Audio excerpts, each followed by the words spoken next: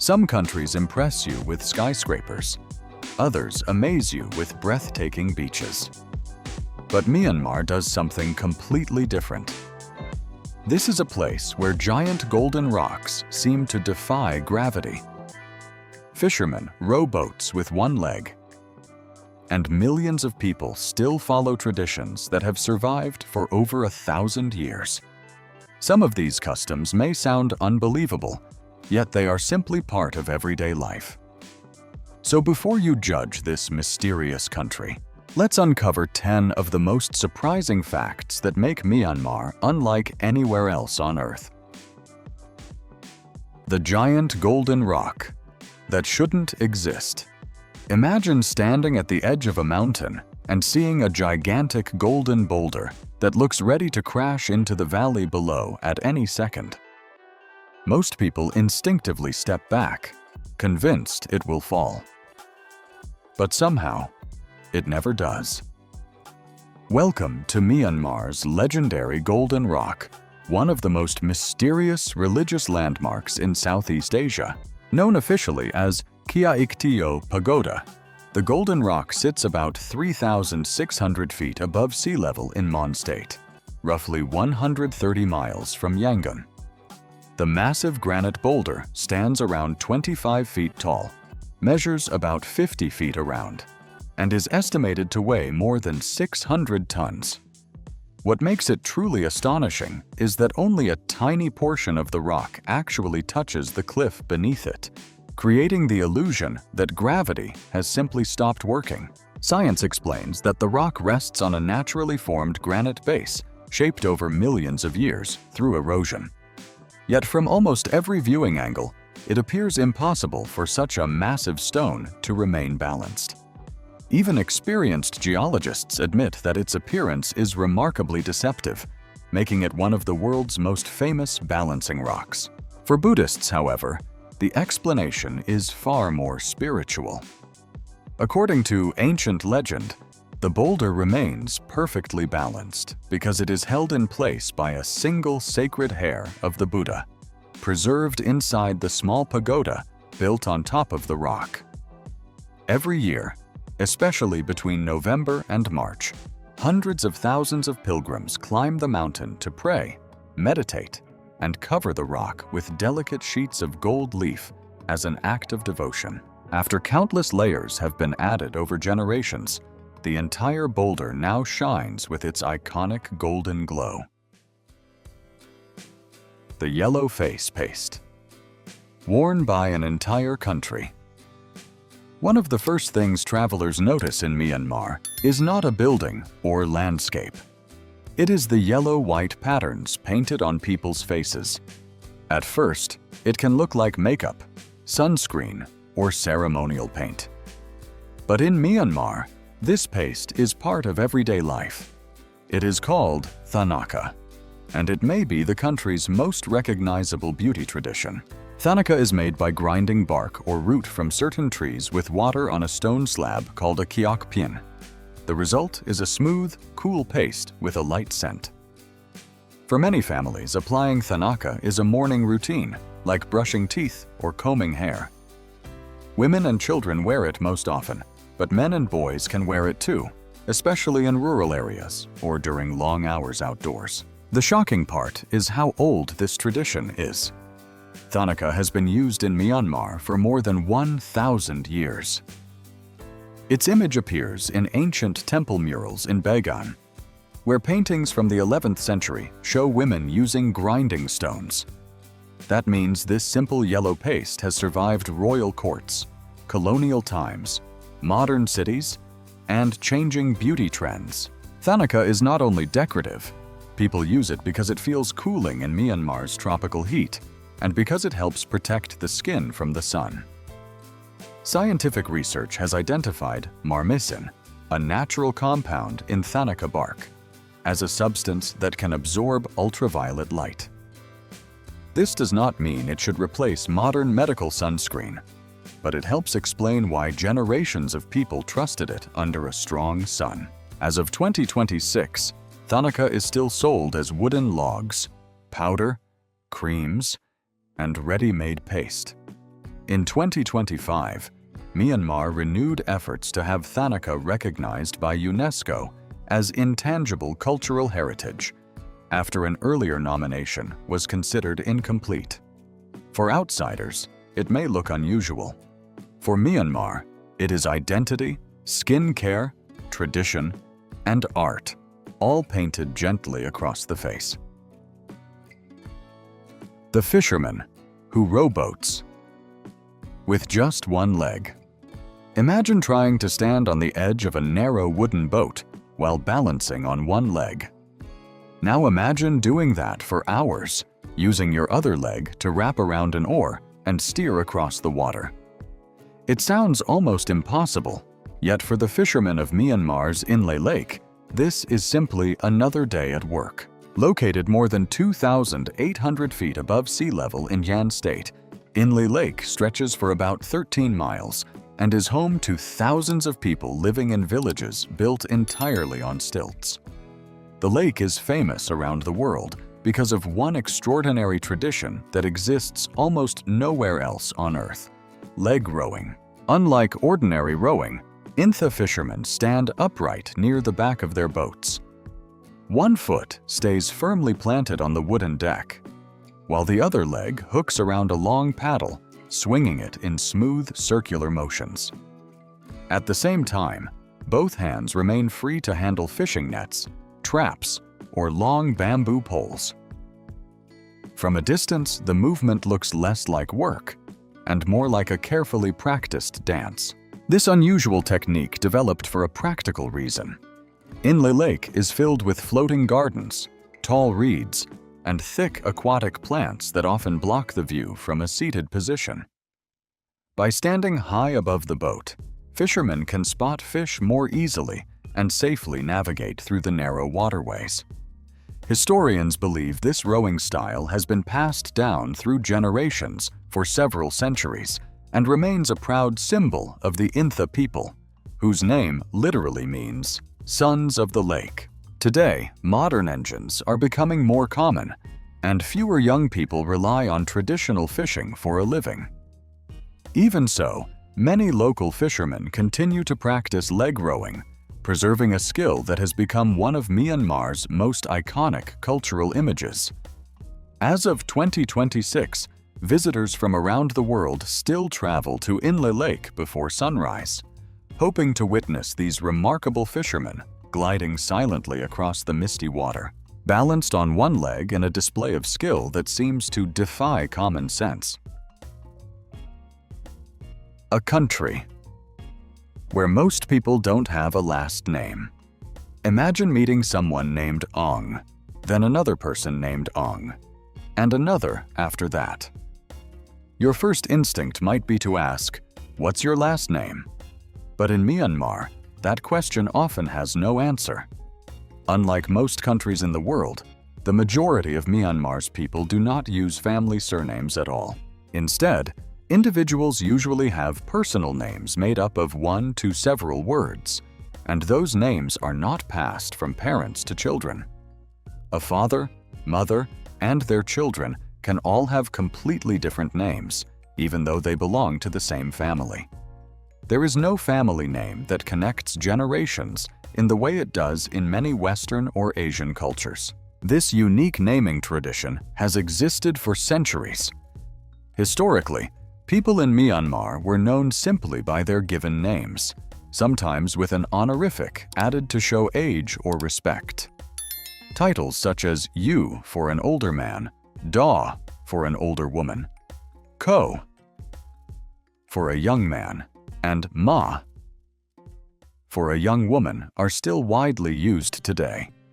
These are not first names or surnames, but polite forms of address that play an important role in everyday conversation. Another surprising fact is that many people choose or even change their names during their lifetime. Some consult astrologers, who recommend names based on the day of the week they were born.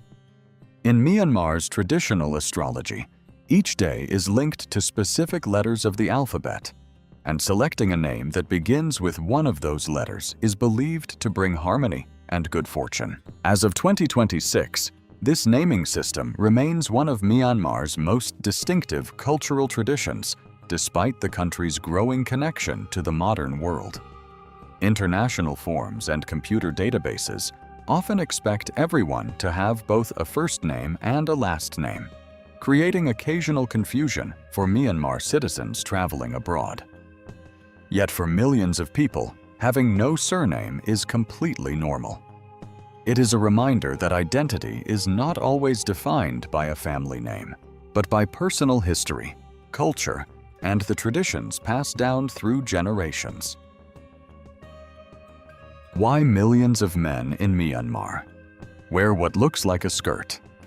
If you walked through the streets of Myanmar for the first time, you might think you've stumbled upon a giant cultural festival. Everywhere you look, men are wearing what appears to be a long skirt. But this is not a costume, and it is certainly not unusual. It is called the long yi, and it has been the country's everyday clothing for generations. A long yi is a large piece of fabric sewn into a tube and wrapped around the waist.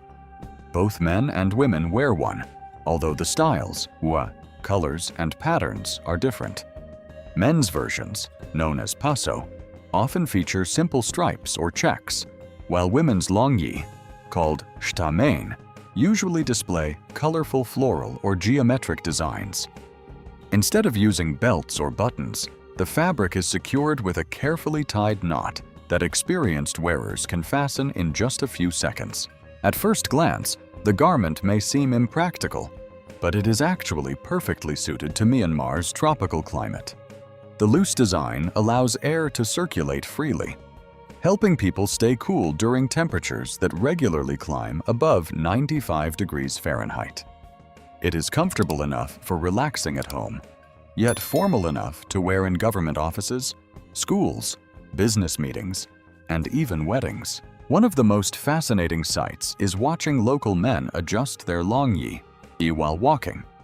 With a quick twist and tuck, they can shorten it for riding bicycles, climbing stairs, or working in the fields, then return it to full-length moments later. It is a skill that most Myanmar children learn from an early age. Although jeans and Western fashion have become increasingly popular among younger generations, the long yi remains deeply rooted in everyday life. As of 2026, it is still common to see doctors, teachers, office workers, monks, market vendors, and government officials all wearing this traditional garment. In many workplaces, it is even considered perfectly acceptable business attire. The ancient city, where more than 2,000 temples still stand. Imagine watching the sun rise on a vast plain where thousands of ancient temples emerge from the morning mist. It almost looks like the remains of a forgotten civilization. This is Bagan, one of the greatest archaeological treasures in Asia, and a place unlike anywhere else on Earth. Located in central Myanmar along the banks of the Irrawaddy River, Bagan was once the capital of the powerful pagan kingdom. Between the 11th and 13th centuries, its rulers transformed the region into one of the world's largest centers of Buddhist learning and architecture. During this remarkable period, historians estimate that more than 10,000 religious structures were built across the plain, including temples, pagodas, monasteries, and shrines. Time, earthquakes, and centuries of weather have taken their toll. Today, about 2,200 monuments remain standing, spread across an area of more than 100 square miles. Even after losing thousands of buildings, Bagan still contains one of the highest concentrations of ancient temples found anywhere in the world. Each structure tells a different story. Some rise more than 200 feet into the sky, while others hide peaceful chambers filled with centuries-old murals, stone carvings, and giant Buddha statues. Many of the temples were built using millions of handmade bricks, assembled with remarkable precision long before modern construction equipment existed. Some experts continue to study how these massive structures have survived for nearly 1,000 years.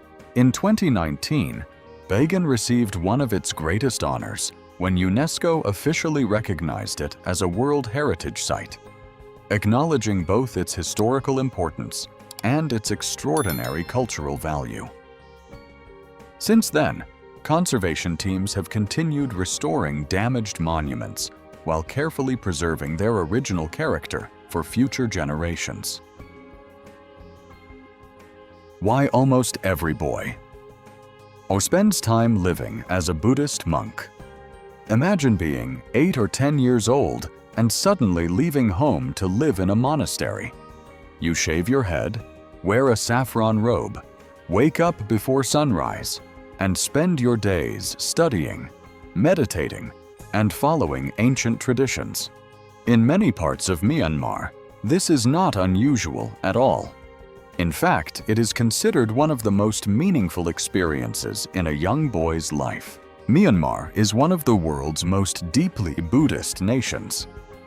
As of 2026, the vast majority of the population practices Theravada Buddhism, and monasteries remain at the center of community life. Across the country, thousands of monasteries serve not only as places of worship, but also as schools, gathering places, and centers for charity and cultural preservation. One of Myanmar's most cherished traditions is the Shinbyu ceremony, a novice ordination in which young boys temporarily become Buddhist monks. Families often spend months or even years preparing for this special event. On the day of the ceremony, the boys are dressed in colorful royal-style clothing and paraded through their communities before changing into the simple robes of a novice monk. The celebration symbolizes Prince Siddhartha's decision to leave behind a life of luxury in search of enlightenment. Unlike becoming a monk for life, most boys remain in the monastery only for a short period. Some stay for a few days, while others remain for several weeks or even months, depending on family traditions and personal choice. During that time, they learn discipline, respect, meditation, Buddhist teachings, and the importance of compassion. Many parents believe these lessons help shape good character long after the boys return home. The country where people ask, "Have you eaten yet?" Instead of "How are you?" imagine walking into a small shop in Myanmar. Before anyone asks your name or where you're from, you hear a simple question, "Have you eaten yet?" At first, many visitors think they are being invited to lunch, but in reality, this is one of the country's warmest and most common greetings. In Myanmar, asking whether someone has eaten is not really about food. It is a way of expressing care, kindness, and concern for another person's well-being. Just as English speakers might say, "How are you?" without expecting a detailed medical report, people in Myanmar often ask about a meal simply to show friendliness. Whether the answer is yes or no is less important than the feeling behind the question. This custom reflects the deep importance of hospitality in Myanmar's culture. For centuries, sharing food has been closely connected to family, religion, and community life. Guests are often encouraged to eat before discussing business, and refusing food repeatedly may even be considered slightly impolite, since offering a meal is viewed as a genuine act of generosity rather than a social formality. Traditional Myanmar meals are usually served family-style, with several small dishes placed in the center of the table. Rice remains the foundation of nearly every meal, accompanied by curries, vegetables, soups, herbs, and fermented specialties that vary from one region to another. Instead of everyone receiving separate plates of food, family members often share the same collection of dishes, emphasizing togetherness over individual portions.